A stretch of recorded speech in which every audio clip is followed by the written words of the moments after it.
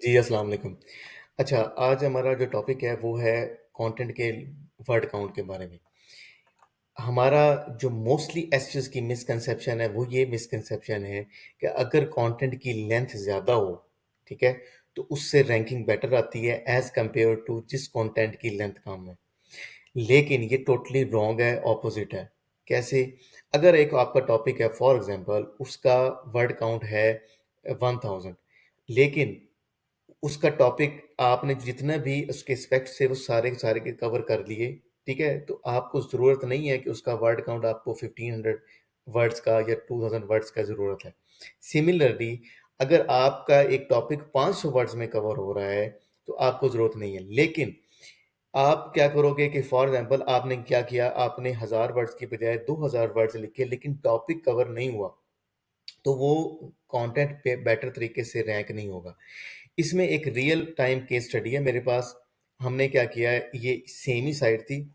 एक आर्टिकल 19 जुलाई 2025 को पब्लिश हुआ और दूसरा भी सेम डेट को पब्लिश हुआ।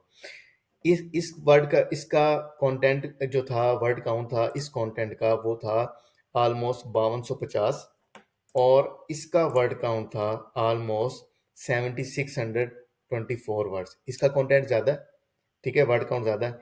लेकिन अगर हम बात करते हैं सैमरिज के स्टैट्स भी देख लेते हैं और वो क्या है, जिसका वर्ड काउंट कम था, ठीक है, जिसका वर्ड काउंट कम था वो यहाँ पर ये जिसका वर्ड काउंट कम था उसकी ट्रैफिक इसने अचीव की ऑलमोस्ट एक महीने में, 1.5 महीने में उसने ट्रैफिक अचीव की 92,000 पर मंथ ट्रैफिक अचीव की और उसके जो वर्ड्स कीवर्ड्स रैंक हैं वो ऑलमोस्ट 9200 है, ठीक है।